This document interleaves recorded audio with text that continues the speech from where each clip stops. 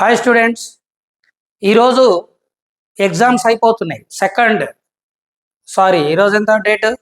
2 June 2024. Okay, 2 June 2024 ఈ రోజుతోటి TET all session exams అయిపోతున్నాయి.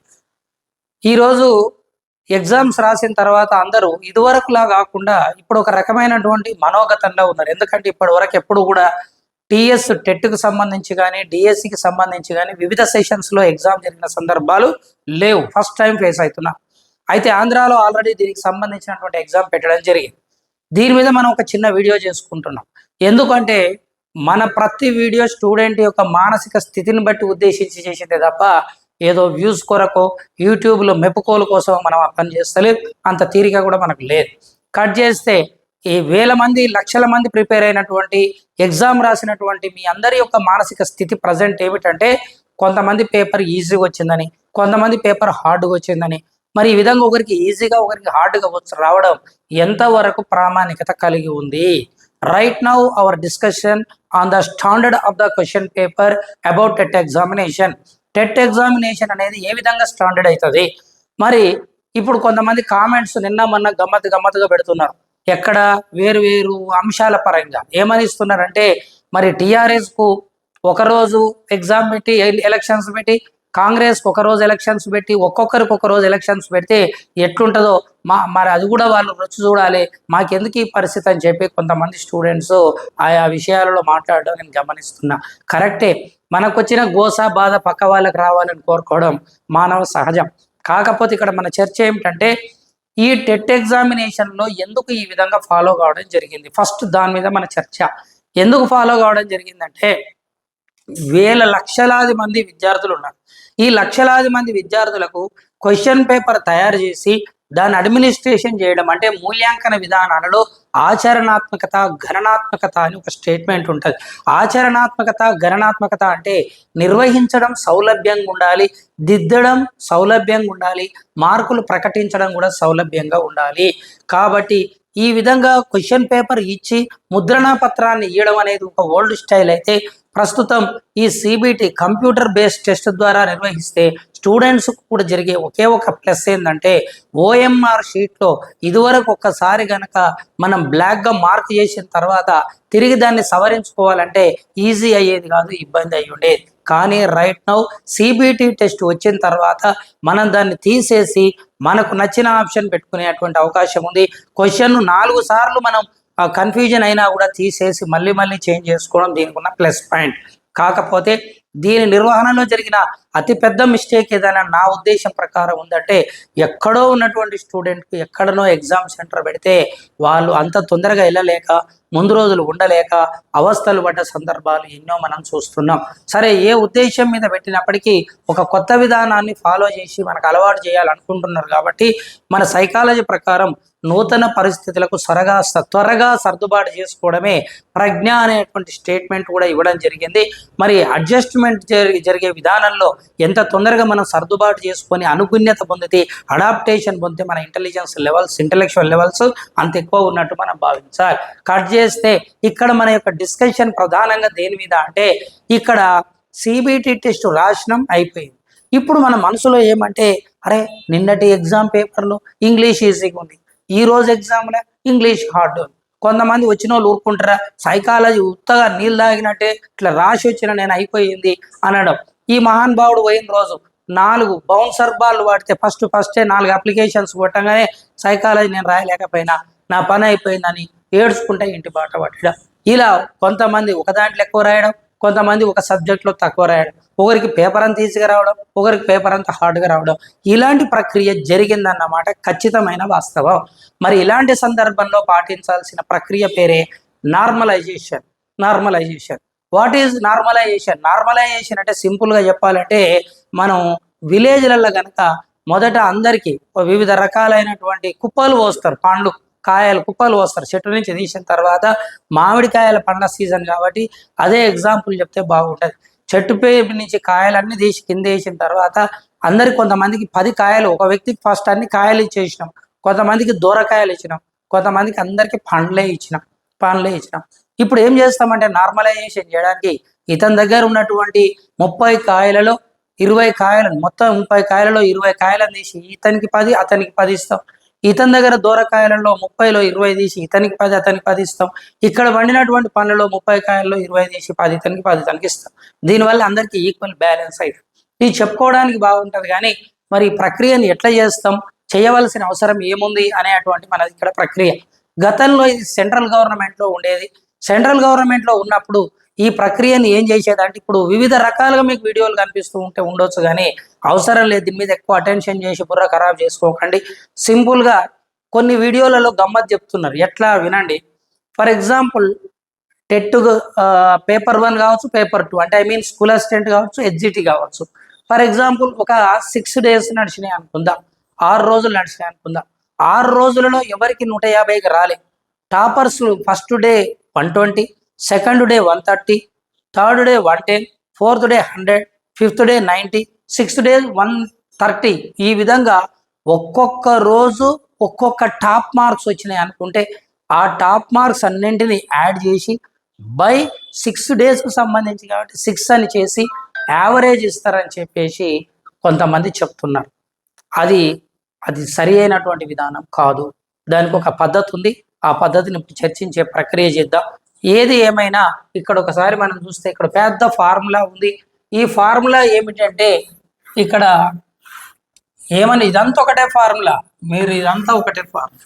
ఈ ఫార్ములా ఏమిటి అంటే M cap GT M cap IJ is equal to M cap IJ. M cap అనే పదం ఎప్పుడు ఇస్తాడు ఇక్కడ అంటే నీకు నార్మలైజేషన్ చేసిన తర్వాత వచ్చే మార్కులు. అంటే మీన్ నీకు ఫర్ ఎగ్జాంపుల్ 67 మార్కులు వచ్చింది. 67 మార్కులు వచ్చిన తర్వాత నార్మలైజేషన్ చేస్తే నీకు ఎన్ని మార్కులు వస్తాయి అనడానికి ఇది సూత్రం. కాబట్టి ఎం క్యాప్ ఐజే అన్నాడు. ఇక్కడ వివిధ రకాల అక్షరాలు కనిపిస్తున్నాయి, మీరు కన్ఫ్యూజ్ కావాల్సిన అవసరం లేదు. ఐ అనేదేమో సెషన్ ఫర్ ఎగ్జాంపుల్ 21వ తారీఖు రోజు కనుక నువ్వు ఎగ్జామ్ అటెండ్ అయితే ఆ 21వ తారీఖు అనే సెషన్ ఐ సెషన్గా దానికి ఫీల్ కావాలి. జే అంటే నువ్వే ఎవరు ఎగ్జామ్ నేనే రాసిన అనుకో, నా పేరు మధుబాబు, నేనే ఎగ్జామ్ రాస్తే జే అనే ప్లేస్లో నేనున్నా. ఎంఐజే ఐ అంటే 22వ తారీఖు రోజు నేను ఎగ్జామ్ రాసిన ఎగ్జామ్ 22 కాబట్టి ఐ అనేది ఆ సెషన్ పేరు. ఎం అంటే మార్క్స్. ఎం క్యాప్ ఐజే అంటే నాకు వచ్చిన నార్మలైజేషన్ మార్క్స్. ఎట్లా అంటే ఎంజిటి మైనస్ ఎంజిక్యూ అన్నాడు. దీని అర్థం ఏమిటి అంటే ఎం అంటే marks, total shifts marks, total షిఫ్ట్స్లో టాపర్స్. ఇక్కడ ఎంజేటి అనేది ఏంది అర్థం చేసుకుంటే దీని మీద మీరు లెక్కలు చేస్తలేరు, ఇంత లోతు నాలెడ్జ్ అవసరం లేదు. కానీ సరళంగా చెప్తున్నా, నాకున్న నాలెడ్జ్ వరకు చెప్తున్నా. As per my knowledge I'm explaining this. ఇది కరెక్ట్ అయినా కాకపోయినా దీని మీద డిస్కషన్ కూడా అంత లోతుగా అవసరం లేదు. మీ భయం పోగొట్టడానికి ఇది యూజ్ అవుతుంది. ఎంజిటి అంటే ఏంది అర్థం అంటే ఎన్ని సెషన్లు జరిగినాయో. ఫర్ ఎగ్జాంపుల్ మీకు చెప్తున్నా నేను 28, 29, 30, 31, 1, 2 మొత్తం ఎన్ని రోజులు జరిగినాయి అనుకుందాం మనం అంటే 6 రోజులో 7 రోజుల్లో జరిగింది అనుకుందాం. ఈ 6 రోజులలో ప్రతి సెషన్లో వచ్చిన టాపర్స్ ఎంతమంది ఉన్నారో ఆ టాపర్ మార్క్స్ను కంప్యూటర్ సెలెక్ట్ చేస్తుంది. ఆ సెలెక్ట్ చేసిన తర్వాత ఫర్ ఎగ్జాంపుల్ ఫస్ట్ డే ఒక వ్యక్తికి 120 వచ్చింది, సెకండ్ డే ఒక వ్యక్తికి 110 వచ్చింది, థర్డ్ డే ఒక వ్యక్తికి 100 వచ్చింది, ఫోర్త్ డే మళ్ళీ పెరిగింది, పేపర్ ఈజీకి వచ్చి 130 జరిగింది, ఫిఫ్త్ డే మళ్ళీ 120 వచ్చింది, సిక్స్త్ డే 100 వచ్చింది అనుకుంటే ఇప్పుడు ఇక్కడ 6 రోజుల పరీక్ష జరిగితే 6 రోజుల పరీక్ష యావరేజ్ మార్క్స్ అందరికీ టాపర్ ప్రతి సెషన్లో వచ్చిన టాపర్ మార్క్స్ తీసుకుంటే ఇక్కడ 0, 2, 3, 5, 1, 6, 2, 8, 1, 2, 3, 4, 5, 6 680 మార్కులు వచ్చింది టోటల్. బై ఎంత వేసుకోవాలి? 6 వేసుకోవాలి. 6 వేసుకుంటే 6 ఒకట్ల 6, నెక్స్ట్ 6 ఒకట్ల 6, 2 ఇక్కడికి వచ్చేసింది కాబట్టి 6 ముళ్ళ 18, 113 పాయింట్ సంథింగ్ వచ్చేది. ఇది దీని వాల్యూ. మరి కట్ చేస్తే మరి ఇక్కడ టోటల్ మార్క్స్ ఇక్కడ 113 అనుకుందాం. అవి ఆల్ సెషన్స్లో వచ్చిన అందరు టాపర్ మార్క్స్. ఈ టాపర్ మార్క్స్ని ఎట్లా తీస్తారు అనడానికి ఒక ఫార్ములా ఉంది. ఏం ఫార్ములా అంటే టోటల్ ఎగ్జామ్ రాసిన వారిలో 0.1%ని టాపర్గా తీసుకుంటాం. అంటే 1,00,000 మందిలో 100 మందిని తీసుకుంటాం. 1,00,000 మంది కనుక ఎగ్జామ్ రాస్తే ఫస్ట్ డేలో 0.1%, సెకండ్ డేలో 0.1%, థర్డ్ డేలో 0.1%, అట్లా అట్లా 6 రోజులలో ప్రతి 0.1% తీసుకొని టోటల్ 1,00,000 మందికి తీసుకున్నా అంతే ఉంటుంది. 0.1%లో 100 మందిని తీసుకుంటే this is the value of MGT. Minus దాంట్లోకి వెళ్ళి తీసేయాలి. ఎవరిని తీసేస్తున్నాం దాంట్లోకి వెళ్ళి అంటే ఎంజీక్యూ. ఎంజీక్యూ అంటే టోటల్ ఎంతమంది ఎగ్జామ్ రాసిరో 1,00,000 మంది, ఆ 1,00,000 మంది యావరేజ్ మార్క్స్ బై 1,00,000 అంటే కొంతమందికి 20 రావచ్చు, కొంతమందికి 100 రావచ్చు, 130 రావచ్చు, 110 రావచ్చు. అందరూ టోటల్ ఎగ్జామ్ ఎంతమంది రాసిరో అంతమంది మార్క్స్ బై వాళ్ళ యావరేజ్ తీస్తాం. ఇది పైన ఉన్న ఫార్ములా. బై మళ్ళీ ఏం చేస్తాం, ఎగ్జామ్ ఎవరు మార్క్స్ క్యాలిక్యులేట్ చేసుకుంటున్నా, నాది మధుబాబు అనే నాది. నేను ఎగ్జామ్ రాసిన రోజు టాపర్స్ ఎవరున్నారు, నేను ఎగ్జామ్ రాసిన రోజు టాపర్స్ ఎంతమంది ఉన్నారో, ఫర్ ఎగ్జాంపుల్ నేను ఎగ్జామ్ రాసిన రోజు 5,000 మంది ఉన్నారు అనుకుందా, 5,000 మంది మా సెషన్లో ఎగ్జామ్ రాసిన అనుకుందా ఎగ్జాంపుల్. 5,000 మందిలో మరి 0.1% తీస్తారు. 0.1% తీసి వాళ్ళ యావరేజ్ తీస్తారు. మైనస్ ఎంఐక్యూ. అంటే ఆ రోజు ఎగ్జామ్ రాసిన వాళ్ళ, ఆ సెషన్లో ఎగ్జామ్ రాసిన అందరి యావరేజ్ మార్క్స్ తీస్తారు. తీసి దాన్ని గుణించాలి. గుణకం దేన్ని గుణిస్తాం దీంతో అంటే ఎంఐజే. ఎంఐజే అంటే ఇక్కడ ఆల్రెడీ చూపించాం కదా. ఎంఐజే అంటే ఇక్కడ అందరి నా యొక్క యావరేజ్ మార్క్స్, నా యొక్క ఒరిజినల్ మార్క్స్. నాకు ఇంకా ఎంఐజే ఎంక్యాప్ఐజే అంటేనేమో నా యొక్క నార్మలైజేషన్ చేసిన తర్వాత వచ్చిన మార్క్. ఇంకా నాకు నార్మలైజేషన్ చేయలే అంటే టెట్ ఎగ్జామ్ రాసిన, పేపర్ క్యాలిక్యులేట్ చేసుకున్నా, కీ చూసుకున్నా నాకు 120 మార్కులు వస్తాయి అనుకున్నా. కానీ తర్వాత నాకు కీ చూసుకుంటే 120 రాలేదు, 110 వచ్చినాయి. ఆ 110 మార్కులు నా మార్కులు. ఇంకా నార్మలైజేషన్ చెయ్యకముందు కీ గవర్నమెంట్ ఇచ్చిన కీ ప్రకారం నాకు వచ్చిన మార్కులు ఏవైతున్నాయో అది ఎంఐజే. మైనస్ ఎంఐక్యూ అంటే ఏంటిది, అందరి యావరేజ్ మార్క్స్. అందరి ఆ రోజు సెషన్లో నేను రాసిన రోజు ఎగ్జామ్ సెషన్లో ఎవరు ఉన్నారో మళ్ళీ వాళ్ళని ఇక్కడ మళ్ళీ తీసుకుంటున్నాం ఎంఐక్యూ. ఓకే, ప్లస్ ఎంజీక్యూ అంటే ఇదే. ఎంజీక్యూ అంటే అందరూ ఆల్ సెషన్లో రాసిన వాళ్ళది మార్క్స్ యావరేజ్ కూడుతాం. ఇది దీని ఫార్ములా. ఇంత చిక్కుగా ఉంది ఈ ఫార్ములా. ఈ ఫార్ములాని ఇక్కడ తీసుకుని ఉంటే ఇక్కడ ఎక్స్ప్లెయిన్ చేసిన నేను అంతే. బోర్డు మీద ఏం రాసింది సార్ ఇక్కడ అంటే ఎంఐజే అంటే ఎం అనేది ఎక్కడున్నా ఎం అంటే marks, there is no confusion. I అంటే ఏంటిది అంటే అది సెషన్, నువ్వు రాసిన ఏ రోజు సెషన్. జే అంటే నువ్వే. ఐ అనే షిఫ్ట్లో జే అనే వ్యక్తి మార్క్స్, ఇది ఎంఐజే. ఇక్కడ ఎంజీటీ అంటే టోటల్ షిఫ్ట్లో 0.1 మార్కుల సరాసరి ఎంజీటీ. ఇది టాపర్స్ 0.1 అనగానే టాపర్స్ అనుకోవాలి మీరు. ఎంజీక్యూ టోటల్ షిఫ్ట్లో అందరి యావరేజ్ మార్క్స్ ఎంత అంటే ఎంజీక్యూ. నెక్స్ట్ ఎంటీఏ ఐ షిఫ్ట్లో టాపర్స్ అంటే నేను రాసిన షిఫ్ట్లో మార్క్స్. అదే మళ్ళీ చెప్తున్నా, ఇక్కడ సూత్రమే ఏం రాసిన బోర్డు మీద. ఎంఐక్యూ ఐ షిఫ్ట్లో ఇతరుల మార్కులను క్యాలిక్యులేట్ చేసినాం. ఇది ఒక ఫార్ములా. ఇది కాకుండా ఇంకొక ఫార్ములాను కూడా మీకు అనాలసిస్ చేస్తే అది చూడండి. చూసిన తర్వాత మనం మాట్లాడే తర్వాత మాటలు ఇంపార్టెంట్, ఇప్పుడు ఇవి కాదు ఇంపార్టెంట్.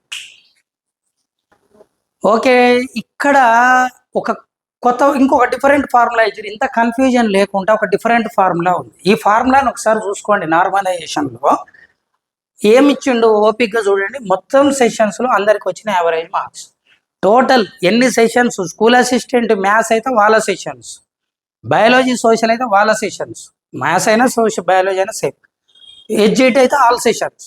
మీరు రాసిన మీ సెషనే కాకుండా టోటల్ ఈ టెట్ రాసినటువంటి దాంట్లో టోటల్ సెషన్లో అందరికి వచ్చిన average marks plus formula plus మొత్తం సెషన్స్లో టాపర్స్ యావరేజ్ 0.1 ఫార్ములా.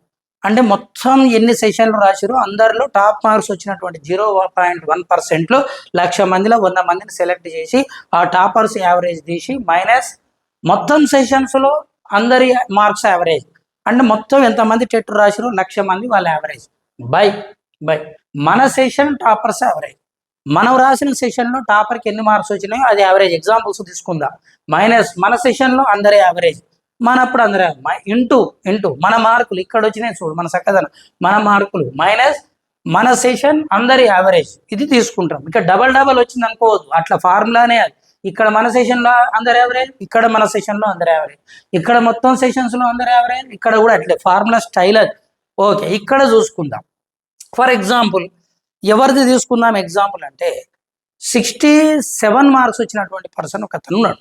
67 అతని మార్క్స్ ఎన్ని వచ్చినాయి అంటే, ఇది నార్మలైజేషన్ చేయకుండా టెట్ రాస్తే ఆయనకు వచ్చిన మార్కులు ఎన్ని అంటే 67.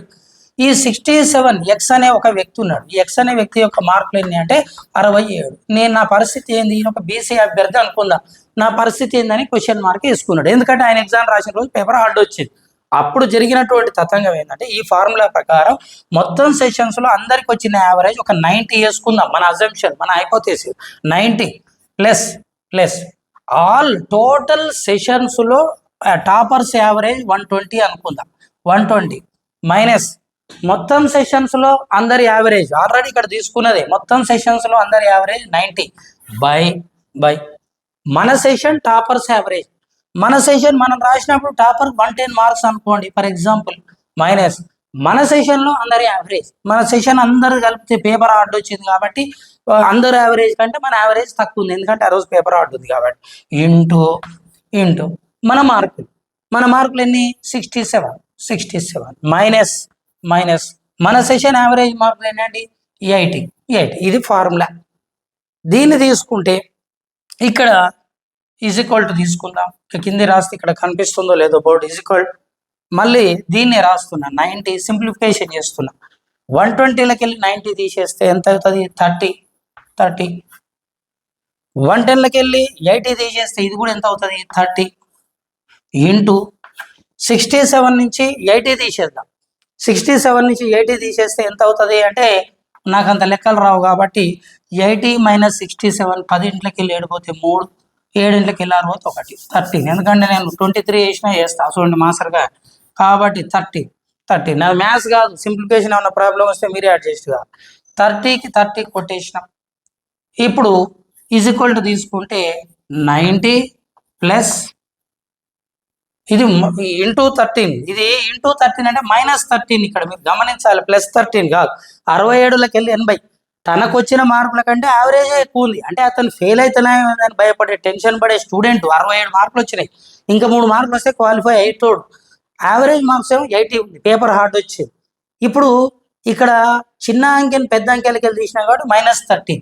సో -13 ప్లస్ మైనస్ అవుతుంది కాబట్టి 90 - 13 చేసేస్తే ఇక్కడ ఎంత వచ్చిందంటే, మళ్ళీ కూడా మనం తీసివేస్తాడని మునగాలం కాబట్టి 10 వెళ్ళి 3 పోతే 7, 8 వెళ్ళి 1 పోతే 7. వచ్చిన టోటల్ మార్క్స్ ఎన్ని ఇతనికి అంటే 77. ఇది ఏ మార్క్, ఇది నార్మలైజేషన్ జరిగిన తర్వాత వచ్చిన మార్క్. ఆఫ్టర్ నార్మలైజేషన్, ఇక్కడ మీకు బోర్డు కనిపిస్తుందో లేదో నాకు తెలియదు. ఆఫ్టర్ నార్మలైజేషన్ మళ్ళీ ఇక్కడ కూడా రాస్తున్నా. ఆఫ్టర్ నార్మలైజేషన్ జరిగిన తర్వాత ఇతనికి అసలు వచ్చిన మార్కులు ఎన్ని అంటే, ఇతనికి ఎన్ని మార్క్స్ వచ్చినాయని చెప్పుకున్నాం మనం ఇప్పటిదాకా 67. టెన్షన్ పడుతున్న స్టూడెంట్ అయినా 67 వచ్చింది, నా పరిస్థితి ఏందనుకున్న వ్యక్తికి నార్మలైజేషన్ చేస్తే ఎంత వచ్చిందంటే 77 వచ్చింది, 10 మార్కులు కలిసింది, క్వాలిఫై అయ్యాడు. మరి ఇట్లా చేయడం ధర్మం కాదు కదా సార్ అంటే, ఎక్కువ మార్కులు ఎట్లా వస్తాయి సార్ అంటే, నార్మలైజేషన్ అంటేనే అది. ఒక దగ్గర ఎక్కువ వచ్చిన వాళ్ళు ఉన్నారు, ఒక పేపర్ ఈజీగా వచ్చింది, ఒక పేపర్ హార్డ్ వచ్చింది, ఒకటి యావరేజ్గా వచ్చింది, ఒకటి స్టాండర్డ్ వచ్చింది, ఒకటి హై స్టాండర్డ్ వచ్చింది, ఒకటి తికమకగా వచ్చింది. ఇవన్నీ ఒక దగ్గర పెట్టి కుప్ప చేస్తే అతనికి వచ్చిన మార్కులు ఏంటంటే, ఆ జరిగిన నష్టాన్ని పూరించడం కోసం అతనికి వచ్చిన మార్కులు 77. దాంతో ఇక్కడ పర్సన్కి అయ్యింది. ఇప్పుడు ఇది ఫెయిల్ అవుతున్నా అనుకున్న వ్యక్తికి చేస్తున్నాం. మరి టాప్ స్కోరర్కి నష్టం జరుగుతుందా రావా, అది కూడా చూద్దాం. ఓకే, ఇప్పుడు మన ఫార్ములాని ఏం చేస్తామంటే, 120 మార్క్స్ వచ్చిన పర్సన్ ఉన్నాడు, ఆయనే టాప్ అనుకుందాం. మరి ఆ టాప్ ఉన్న వ్యక్తికి నష్టం జరుగుతుందా రాదా? నాకు 120 మార్క్స్ వచ్చినాయి, నార్మలైజేషన్లో నా పరిస్థితి ఇంతకుముందు తీసుకున్నట్టే తీసుకుందాం. మొత్తం సెషన్స్లో అందరికి వచ్చిన యావరేజ్ మార్క్స్ ఎన్ని అని చెప్పుకున్నాం మనం. అందరికి వచ్చిన యావరేజ్ 90. మొత్తం సెషన్లో టాపర్స్ టోటల్ సెషన్లో టాపర్ యావరేజ్ ఎంత 120 మైనస్ మొత్తం సెషన్స్లో అందరి యావరేజ్ ఎంత 90 బై మన సెషన్లో టాపర్స్ యావరేజ్, సెషనే మనది, టాపరే మనోడు 120 మైనస్ మన సెషన్లో అందరి యావరేజ్ ఎంత ఉందంటే 80 ఇంటూ మన మార్కులు ఎవరి గురించి చెప్తున్నాం, టోటల్ టాపర్ 120 మైనస్ మన సెషన్ అందరి యావరేజ్ ఎంత అంటే 8. ఇది మన ఫార్ములా. ఇందులో 90 ప్లస్ 120లకి వెళ్ళి 90 తీసేస్తే 30 బై 120లకి వెళ్ళి 80 తీసేస్తే 40 ఇంటూ 120 మైనస్ 80 ఎంత అవుతుంది? 40. 0 పోయింది, 4 పోయింది. ఓకేనా? 4 1 4. ఇప్పుడు ఇక్కడ 90 is equal to 90 plus 3 into 10 జా 30 ఈజ్ ఈక్వల్ టు ఎంత వచ్చింది? 120 వచ్చింది. 120 వచ్చింది అంటే ఈ ఫార్ములా ప్రకారం ఇతనికి ప్లస్ లేదు మైనస్ లేదు, 120 వచ్చింది, సక్సెస్ సైడ్. ఓకే, ఒకవేళ 110 వచ్చినాయి అనుకుందాం, సదరు వ్యక్తికి 110 వచ్చినాయి అనుకుందాం. మరి మన సెషన్లో టాపర్ యావరేజ్ అది ఎట్లుంటుందో ఒకసారి దీన్ని కూడా చూద్దాం. ఇప్పుడు 110 వచ్చినాయి ఒక పర్సన్కి, టాపర్కు 120 గురించి ఎక్స్ప్లెయిన్ చేసినాం. ఇప్పుడు ఒక వ్యక్తికి పేపర్ హార్డ్ ఉన్న రోజు, వెరీ హార్డ్ ఉన్న రోజు 110 మార్క్స్ వచ్చినాయి. ఇప్పుడు ఇక్కడ 120 బదులు నాకు 110 మార్క్స్ వచ్చిన వ్యక్తి ఉన్నాడు. మొత్తం సెషన్లో అందరికి వచ్చిన యావరేజ్ ఫస్ట్ నుంచి ఒకటే తీసుకుంటున్నాం కాబట్టి 90 ప్లస్ మొత్తం సెషన్లో టాపర్ యావరేజ్ ఎంత అంటే టాపర్ ఇంకొక వ్యక్తి ఉన్నాడు, 120 వ్యక్తి ఉన్నాడు, వేరే సెషన్లో వచ్చినాయి ఆయనకు. మొత్తం సెషన్లో అందరి మార్క్స్ యావరేజ్ ఎంత అంటే ఆల్రెడీ ఇక్కడ తీసుకున్నాం 90 బై మన సెషన్ టాపర్ యావరేజ్. మన సెషన్లో టాపర్స్ యావరేజ్ ఎంత అంటే ఆ వ్యక్తి గురించి చర్చిస్తున్నాం, 110. మన సెషన్లో అందరి యావరేజ్ పేపర్ హార్డ్ వచ్చింది కాబట్టి 80 మార్క్స్ వచ్చినాయి ఇంటూ మన మార్కులు అంటే ఎవరి మార్కులు 110 వచ్చిన వ్యక్తి గురించి చెప్తున్నాం. 110 మైనస్ మన సెషన్లో అందరి యావరేజ్. మన సెషన్లో అందరి యావరేజ్ ఎంత ఉంది? 80. ఓకేనా? ఇది ఇక్కడ 110 వచ్చింది. ఇక్కడ 110 ఎందుకు వచ్చింది సార్ అంటే ఎందుకు వచ్చిందంటే 110 ఈ సెషన్లో టాపర్ది తీసుకుంటున్నాం కాబట్టి ఇక్కడ ఈ ఫార్ములా సేమ్ అయింది. అట్లా కాకుండా మన సెషన్లో టాపర్ యావరేజ్ 110 నుండి మన మార్కులు కనుక 90 ఉంటే 90 వస్తాయి. అది మన ఎవరి మార్కులను బట్టి వాళ్ళు టాలీ చేసుకోండి ఈ ఫార్ములా ప్రకారం. ఇప్పుడు 90 ప్లస్ 30 బై 30 ఇంటూ 30 తీసేస్తే అప్పుడు 90 ప్లస్ 30 ఎంత అవుతుంది అంటే 120 అవుతుంది. 120 అవుతుంది. ఇక్కడ మీరు ఒక మ్యాజిక్ గమనించిరా, ఇతనికి వచ్చిన మార్కులన్నీ 110, ఇతనికి నార్మలైజేషన్ చేసిన తర్వాత వచ్చిన మార్కులన్నీ 120. మరి ఇది తప్పు కదా సార్, తక్కువ వచ్చిన ఆయనకు ఇంతకుముందు 120 మార్క్స్ ఆయనకు 120 వచ్చినాయంటే అర్థం ఉంది. కానీ 110 వచ్చిన వ్యక్తిని కూడా 120 తీసుకొస్తే ఎట్లా అంటే ఆ రోజు పేపర్ హార్డ్.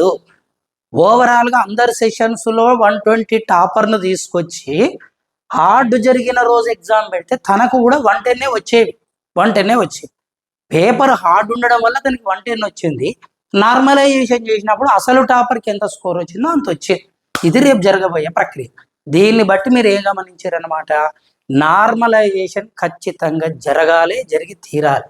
దీనివల్ల అందరికీ లాభమే జరుగుతుంది, అందరికీ ప్లస్ అవుతుంది. వెరీ లో తక్కువ మార్క్స్ వచ్చిన వాళ్ళకి నష్టం జరుగుతుంది. అది ఫార్ములాను అప్లై చేస్తే తర్వాత మీకు అర్థమవుతుంది. మరి 40 మార్కులు 30 మార్కులు 50 మార్కులు వచ్చిన వాళ్ళు ఉంటే వాళ్ళకి కొంత నష్టం కూడా జరిగే ఛాన్స్ ఉంది. మరి మిగిలిన వాళ్ళని కనుక తీసుకున్నట్లయితే అందరికీ యాడ్ స్కోర్ కలుస్తుంది.